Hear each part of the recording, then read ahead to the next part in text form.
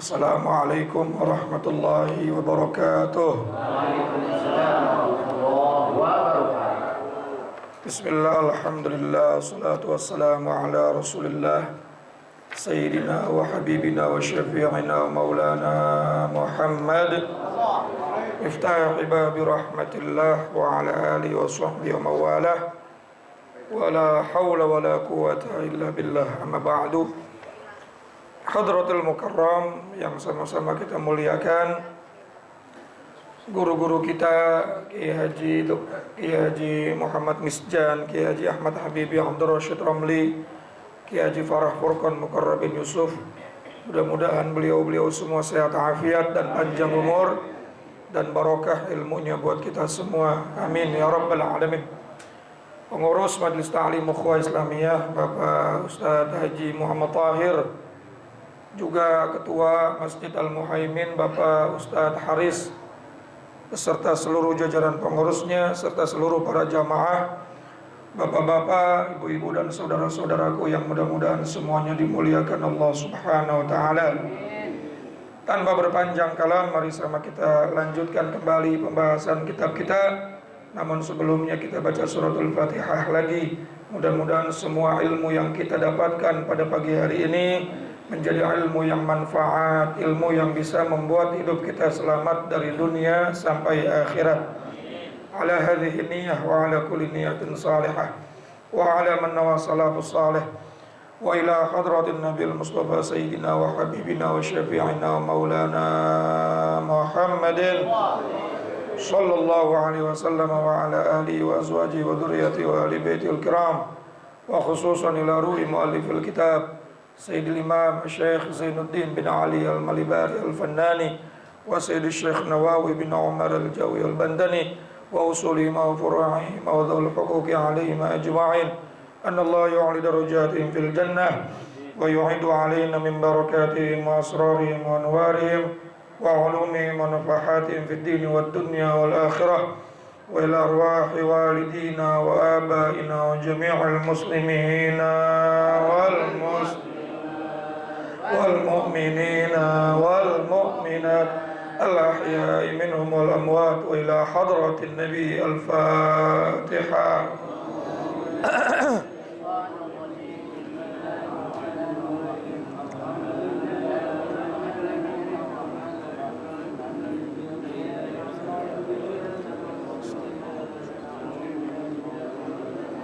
صراط الذين أنعمت عليهم غير المغضوب عليهم ولا الضالين. رب اغفر لي waliwalidayya amin. Semoga Allah ampuni dosa kita dan dosa kedua orang tua kita, amin ya rabbal.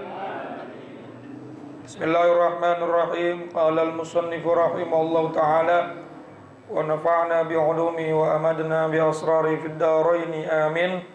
Wa qala Rasulullah sallallahu alaihi wasallam wa la tal'an ahadan min khalqillahi ta'ala, dan janganlah kamu mengutuk satupun makhluk Allah Subhanahu wa ta'ala. 99 ya. Larangan dari Allah, larangan dari Rasulullah. Mulut kita itu kita jaga, jangan gampang mengutuk makhluk yang lain. Jangankan manusia, yang Allah sudah memuliakan manusia. Walaqad karramna bani Adam. Sungguh Allah telah memuliakan anak keturunan Adam. Hewan saja tidak boleh dikutuk, tidak boleh dilaknat, apalagi manusia. Ini mah kita sama manusia ngomongnya, Masya Allah, kebun binatang keluar semua. Padahal Allah berfirman dalam Al-Quran surat Al-Ma'idah juz 6 pertama, la yuhibbullahul jahra illa man zulim. Tidak, Allah sangat tidak menyukai seseorang itu mengucapkan sesuatu yang sesuatu yang jelek, sesuatu yang buruk dengan jelas, dengan terang-terangan, illa man zulim, kecuali kepada orang-orang yang memang sudah berlaku zalim. Seperti Fir'aun, Abu Lahab, Hanan, apalagi itu Haman, ya, Korun. Memang dia sifatnya jelek, sifatnya zalim. Dan orang yang disifati zalim itu memang adatnya, kebiasaannya berbuat bukan sekali-kali berbuat zalim. Kadang-kadang ada orang sekali-kali berbuat zalim langsung kita sifati, nggak boleh. Allah kenapa disifati Ar-Rahman, Maha Pengasih, Ar-Rahim, Maha Penyayang, Al-Quddus, Maha Mulia, dan seterusnya. Karena memang sifatnya Allah begitu. Setiap saat, setiap waktu, ila nihayatallah, sampai tidak ada batasnya dan tidak pernah berubah. Maka disifatilah Allah dengan sifat semacam itu. Artinya jika sesuatu itu sudah melekat dan tidak berubah, baru bisa disifati. Ini ada orang baru sekali-kali berbuat zalim, baru sekali-kali berbuat salah, langsung disifati. Adil nggak kira-kira? Kan kita kayak gitu tuh. Kayak kita paling suci aja, bener nggak? Pak, ada orang sekali mencuri seumur hidupnya dibilangnya maling. Kan kacau gitu. Kecuali memang tiap hari baru sifatnya maling. Sifat itu melekat kalau memang sudah tidak pernah berubah. Syaitan, iblis dilaknat sama Allah, Firaun dilaknat sama Allah. Memang dari hidupnya sampai matinya zalim. Maka pantas untuk dilaknat. Sehingga nggak ada orang yang mau tuh namain anaknya dengan nama Fir'aun. Padahal ada di Quran. Abu Lahab ada di Quran. Karena dia dari hidupnya sampai matinya nggak pernah berubah, sifatnya selalu Nah kalau manusia kadang baik, kadang salah, namanya manusia, mahalul khata'wan, tidak terus menerus, tidak melekat itu sifat buruknya kepada dirinya. Maka mulut kita ya dijaga, jangan langsung mensifati orang itu dengan sifat yang buruk, apalagi dengan melaknat. Dulu ada cerita Pak, Tuan Syekh Abdul Qadir Al-Jilani pernah bertemu dengan seorang pemuda ahli maksiat, tukang mabok, tukang rampok, tukang bukain androk. Ini maksiatnya udah S3.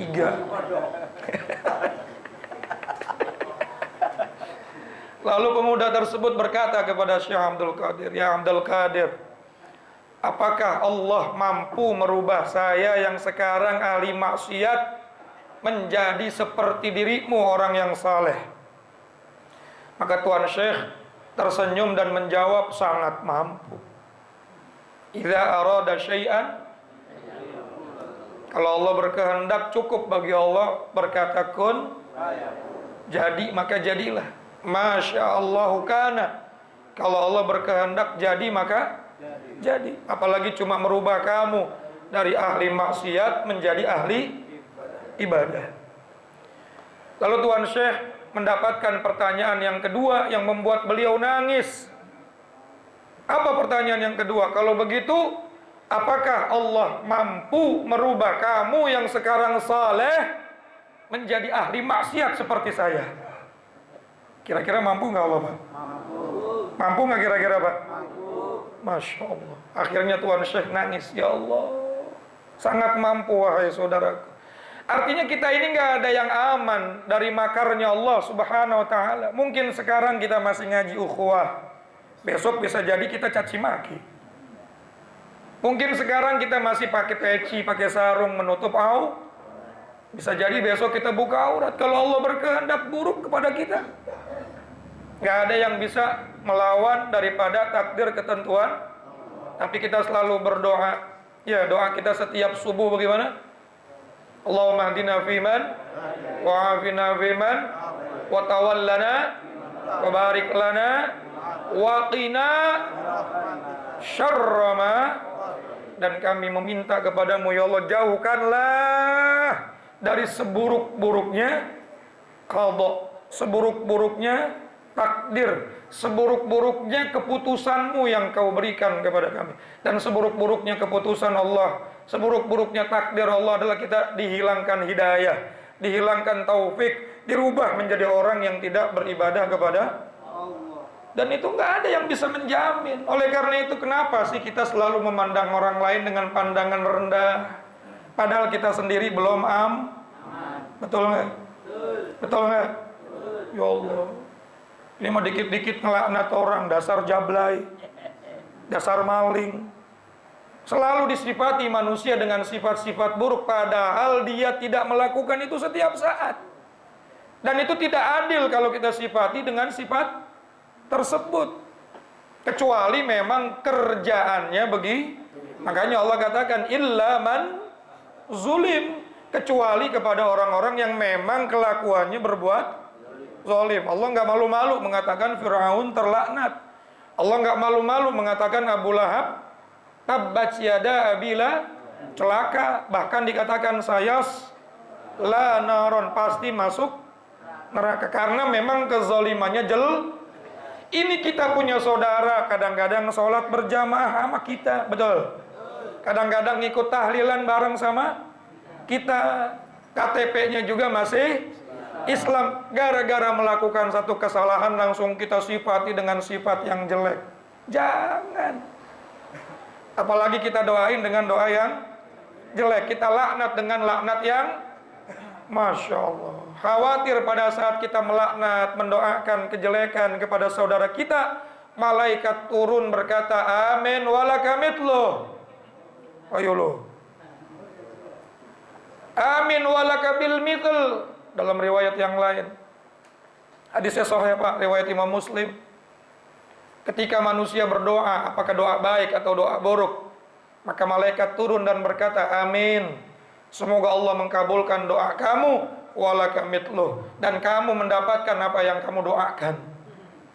Apa yang kamu ucapkan, kamu juga mendapatkan seperti itu. Kalau ucapannya baik, balik lagi kepada kita, Wih, dasar anak ganteng, anak soleh, alhamdulillah, balik lagi ke kita baik. Kita doain mudah-mudahan sehat, panjang umur, istiqomah, banyak duitnya, kawin lagi.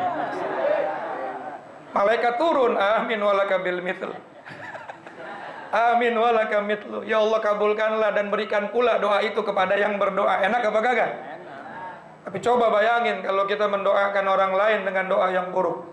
Mudah-mudahan lu berangkat kerjanya keserempet kontainer Al-Fatihah, ya Allah. Pakai Al-Fatihah segala lagi.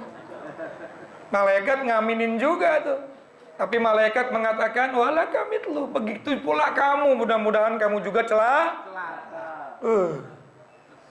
Ternyata yang didoain orangnya soleh, yang didoain orangnya banyak tolak balaknya. Belum orang-orang pada bangun, dia udah tahajud, qiyamul lail. Ba'da sholat fajar dia tasbih 100 kali. Dia baca doa subuh, doa fajar dan lain sebagainya, baca rotib dan lain sebagainya. Sebelum berangkat kerja, dia masukin kotak amal ke masjid. Dia cium tangan emaknya, bapaknya. Dia cium tangan orang-orang saleh. Dia kasih anak yatim, tolak balaknya banyak. Akhirnya tuh orang yang didoain jelek kagak kena bala, balaknya kena orang yang ngadoain. Emang enak. Senjata makan nyonya, jangan tuan mulu. Bosen. Biasanya kan yang sumpah serapah nyonya.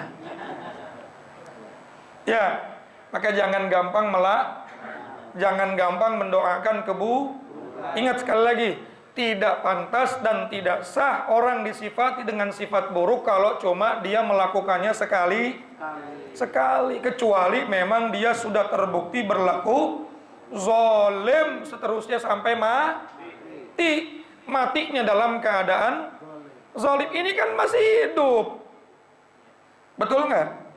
Nggak ada yang bisa merubah keadaan kecuali Allah. Dan siapa tahu nanti dia akhir hayatnya lebih baik daripada kita.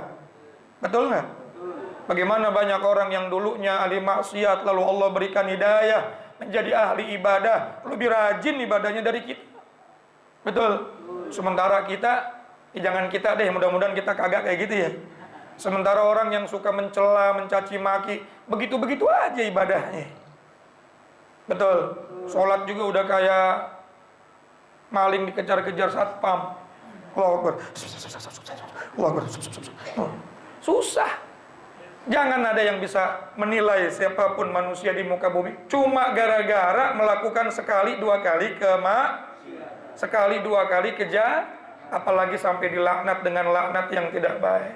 Kembali laknat itu kepada orang yang melaknatnya. Nauzubillah min zalik. Dan jangan mengeraskan ya. Mengeraskan apa tadi? Asu, kalimat-kalimat jelek. Menzohirkan al-jahra bil qauli minasu illa man zulim, kecuali betul-betul kepada orang yang terbukti berbuat dan kezaliman yang dibuat dan dilakukannya betul-betul memang dilakukan setiap hari dan setiap saat, sehingga dia pantas disifati dengan sifat zalim. Kalau cuma sesekali mah itu namanya manusia. Bisa jadi nanti dia berubah dan lebih baik perubahannya daripada kita. Maka hati-hati. Udahlah, yang penting hari ini akhir zaman nih, mulut dijaga. Ya, orang yang selamat itu yang hifdzul lisan. Salamatul insan fi hifdzil lisan. Selamatnya manusia karena bisa menjaga lisannya. Kalau dulu Rasulullah mengatakan salamatul insan fi hifdzil lisan, sekarang bisa ditambahin lagi salamatul insan fi hifdzil lisan wa fi hifdzi jempol. Jangan gampang nge-share yang kagak baik. Ini baru dapat berita dari grup WA, videonya belum tentu kebenarannya, memfitnah orang sana sini, langsung di-share lagi di grup yang lain. Akhirnya orang yang kagak tahu ikut-ikutan benci. Gimana kita minta halalnya? Betul nggak? Sama satu orang aja kalau kita ngezolimin, dia sakit hati, kita minta maafnya susah. Mau minta maaf, maju mundur, takut, nggak berani, malu. Apalagi yang kita zolimin banyak. Apalagi yang kita zolimin satu kelompok. Apalagi yang kita zolimin satu negara lagi, Masya Allah. Kan kita mah kagak tanggung-tanggung kalau ngelaknat orang. Kalau lagi ngomong tuh sama tetangga, emang dia orang mana sih? Orang sono? Orang sono mah begitu semua. Mulut. Masya Allah, hati-hati deh. Emang iya begitu semua? Iya kalau terbukti, kalau kagak bagaimana? Bagaimana tanggung jawab kita di hadapan Allah? Betul nggak? So kita paling bener aja tuh. Ya orang sono mah begini, orang itu begini. Ya Rabbi ya Karim. Maka mudah-mudahan Allah menjaga kita dari fitnah akhir zaman. Ya, ini majelis taklim namanya apa? Ukhuwah Islami. Artinya apa? Persaudaraan sesama Muslim, orang Islam. Udahlah, siapapun dia, asal asyhadu an la ilaha, mau dari mana latar belakangnya, mau apa organisasinya, dia adalah saudara kita, betul. Karena kita bakal ditanya, waman ikhwanuka, siapa saudara kamu? Bagaimana kita bisa menjawab ikhwani minal muslimina wal muslimat kalau sekarang masih caci, kalau sekarang masih saling menyesat, apalagi saling Nauzubillah min. Mudah-mudahan kita selamat dunia akhirat. Banyak duitnya. Kawin lagi apa kagak? Barokah dunia dan akhirat. Amin ya rabbal alamin. Allahul muwaffiq ila aqwamit thoriq. Assalamualaikum warahmatullahi wabarakatuh.